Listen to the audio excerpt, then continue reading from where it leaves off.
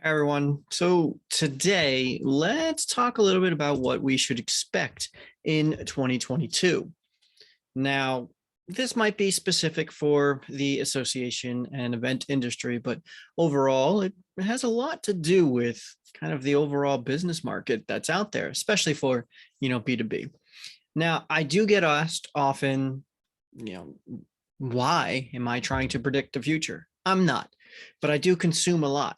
And whether it's from social media, which I try not to, you know, take into too much account, but I do read a lot. And so with that, I try to look for behaviors that can help outline what's going to come next. It also comes from doing this for so many years that, I just feel like that I have that ability to say, this was probably going to come. Now, am I 100% correct? No, I'm probably like 55% correct, but you know what? It helps. I mean, predicted community was going to be a huge thing right before virtual even really started. And look at us now. Everybody is utilizing community platforms. Everyone's trying to make sure that they're focusing on building that value through the actual connections and networking that's there. So, with that said, let's kind of talk about a little bit more of what 2022 has to offer. Everything is positive. I'm serious.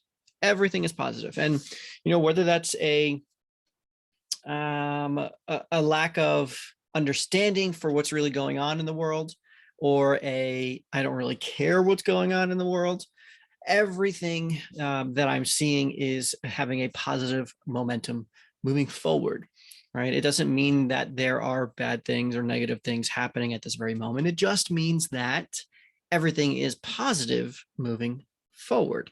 And that's what we like to see, especially from the conversations that I've had from businesses, from associations, from events, all of that. Everyone is pretty positive about things moving forward. Now, if this was, 20 days ago with Omicron and all that, people probably would have changed their tune, but they also see Omicron as a blessing in disguise that has possibly gotten us over this hump of that thing called COVID-19. So we're not going to stay on that course. So technology, right? Everyone's going to talk about technology, and it's real, right? It's growing, it's fast, and it's important. And it will continue to grow, especially in the events industry. I think it is finally at least caught up about 85 to 90% of what the outside world is doing. And I always reference the outside business world whenever I'm trying to talk about events and associations, because typically, and I mean this with no disrespect, they're around 6 months to a year behind on adopting what's outside of the bubble, outside of the industry itself. So I think we're about 85% caught up on everything. There's still a lot of technology that's being utilized outside of the industry that will, come back in and be able to create more experiential events to help us, actually provide better value for our entire audience. So I do think that events and associations are going to get back to basics. We'll talk about a leaner staff in a moment, but getting back to basics, meaning going back to what your entire core value is all about, right? Why do you have an association? And we've kind of gotten down this path of it's a business, and it is, and it should be run as a business, but associations have different purposes than typical businesses, unless it's a cause-based business that, revolves around donating profits to X, Y, and Z because that's why they started the business. Association is really all about supporting its members, providing the value, the education, the content, right? And sometimes it's providing advocacy and obviously the events, right? Those B2B connections. That's what it's all about. So getting back to those basics, it's not going to be about eking out every single dollar and cent from the events, or nickel and diming the individuals based on, corner booths and things like that. Are we still going to have those? Absolutely. But it is going to be more about rebuilding and getting back to the basics and providing that value. And that's for associations, right? For, let's say, for-profit event organizers, right? It is going to be about getting back to the typical size that they're used to, right? Because they need to generate that income, that revenue, and that's okay because that's what they're about. They are run fully and operated like a business because that's exactly what they are. a true business that needs to operate off of profit. So the more revenue they can make from the events, the better it is. However, what I am starting to see is that they're actually confounding towards a member-based model. And I don't mean that they're starting to have members. What I mean is they're starting to act as if all the attendees and their exhibitors are members, and making sure they're providing the value, right, that a normal membership-based organization would. And that's key, because even though they are not a membership organization, by them providing that additional content, that additional value, that additional community, right, by providing that year-round kind of marketplace for them to consume everything as well as connect, they're becoming extremely powerful. That's something associations need to look out for, especially if you have any competitors within that event space too. The other part that we really need to take a look into is mergers and acquisitions, right? There was a lot that happened over these past 2.5 years. And because of, what has happened in the world, there are a lot of associations and a lot of events that either are completely gone or, are basically on their way out. And so with that, you're starting to see a lot of the for-profits come in and scoop those events up, or you're having organizations like myself actually start to create some of those events based off of the missed opportunities because the base is there. And that's not us trying to take advantage. Actually, that's us trying to start more and give back to that specific community and provide the value that was there. And you'll start to see a lot of other outside organizations come back in and partner with associations, right? Whether it's a kind of rent to buyout or complete buyout or just a splitsies, right? And they have that partnership to make sure that they're actually growing the event.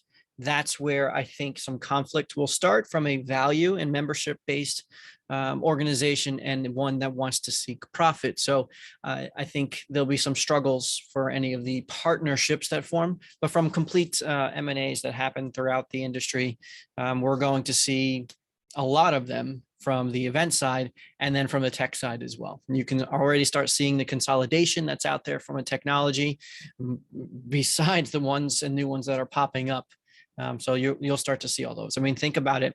A couple of years ago, we had, technology companies that were the big ones, right? And now if you look at it, they're not the big ones anymore, right? So you've had new ones come up that have completely dominated the industry, and they are starting to scoop up to create an all-in-one platform. Now, hopefully they all start to actually integrate the platforms together and create a cohesive, inclusive platform rather than a, semi-connected one. So we won't go into that. The next one, this one's really important.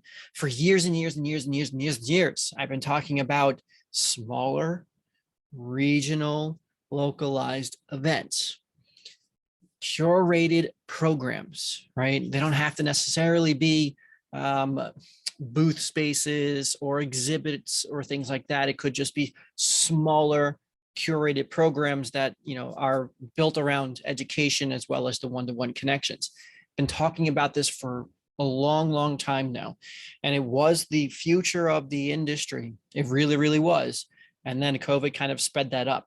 If you talk to, and I've talked to hundreds and hundreds of businesses at this point about what they're starting to see as value for them, it's smaller, curated, local events, because they'd rather go to a conference of 1 to 2 to 300 and meet with 20, 30 individuals one-to-one, and then have their networking and education, than a large 2,000 show where they only talk to 10 to 20, but the expenditure for them is humongous.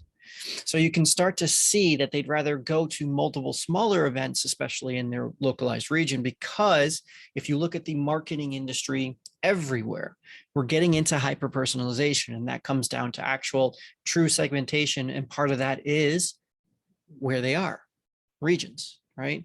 Locals, states, counties, states. Go back to that one. We'll stick with states for a while. I don't think they're going to get to the county or town level as of yet, but states. right? So keep that in mind. And then of course, you'll start to see some pop-up events, like you see pop-up bars, that's going to happen, but those may not necessarily be the most popular. I think we'll still see more curated, smaller programs that offer those one-to-one connections or one-to-many connections to groups, because it'll be a huge lead source for those businesses throughout the year. We're going to see a rise of the 1099. And, I say this also with a heavy heart. I have a lot of friends in the industry that have moved over to 1099 for their various reasons, whether it's by choice or not by choice. These past 2.5 years have really taught us a lot about ourselves and about what we can do as individuals, but it also taught the industry a lot too. And with all the respect in the world, I think that associations became a little bit bloated with staff members. And that's not me saying that they're good where they are. They're operating very lean as if they were, a real true business. And that's okay. I think at some point they're going to start hiring more, but you will start to see a rise of the 1099. And so you will have them outsourced more, and it's cheaper, honestly, for associations anyway. Those benefits can become pretty expensive, right? When you start adding the plus plus, like you do when you're, putting your food and beverage together, everything plus plus, it adds up. So the 1099s, we're going to see a lot more. And the main reason behind that, remote work, it's been here for a long time, and there have been a lot of technology companies in the event space that have adopted remote work for a long time. Associations, not so much. And you can even see a lot of them right now are trying to bring everybody back into the office. I think there needs to be a lot more flexibility behind that. And plus, if you want the actual best of the best talent that's out there, don't limit yourselves to saying in office only. Do a hybrid, right? If you really want to. I mean, that is also good, but I think people understand the flexibility of remote work and how much time they can get back into their life, and that true immersion and balance of work life is going to really take place in 2022 and early 2023. And then the last thing that I think we've all battled with for a long time, whether we want to admit it or not, is mental health, right? On both sides. So if you kept your job, right, the mental health was you were just stressed out and burnt out. With the leaner staffs, you had to take on 2-3 jobs, and I mean, that's going to cause anybody to burn out. And so the mental health aspects need to be a predominant part of associations, businesses, events. If you actually start looking at a lot of job postings, which I have, and I do that one for lead generation, right? Anybody that's looking for marketing or sales services, things like that, we go after them to see if they want to outsource it. I think I gave away too much of a tip there, but I also look at them to see what are the benefits that they're offering, right? What are those go-to benefactors that want to be like, yeah, this is why you should work with me. And a lot of them right now are offering mental health days, one a quarter, one a month. So it is becoming a more predominant, more talked about challenge issue that's out there, and it should be, right? Because everyone is going through something, and you never know what it is they're going through. So it's something that we need to keep in mind. Now, the other part of it is you had the survivor's guilt because you kept your job. It's a real thing. It really is. You should talk to a lot of them that actually kept their jobs over, this period, because they do have that and they worked their butt off. So you've got survivor's guilt and burnout. Now take it from the other side, right? Those that, unfortunately didn't get to keep their jobs. That hurts for anybody. I don't care who you are. That hurts when, you feel like you didn't provide enough value for that. And whether it was because of budgets or anything, it's still going to stick in your mind that it's a value-based thing. Maybe I wasn't good enough, or they didn't think I was good enough, and that perception and reality thing. And that may not even be the case. It, just a crappy past 2.5 years. But again, you'll start seeing as more and more of those job postings come out, especially from, the business worlds, they're starting to put mental health days in there. I hope, and I do foresee this, that many associations are going to start putting in mental health days as well, or retreats or things like that too. So that's what I'm seeing right? And it's not even prediction, it's just what I'm seeing that's out there in the market for not only the industry, but for businesses in general that I think are going to be pulled into the industry too. So that's what I'm looking forward to in 2022. What about you? Comment below.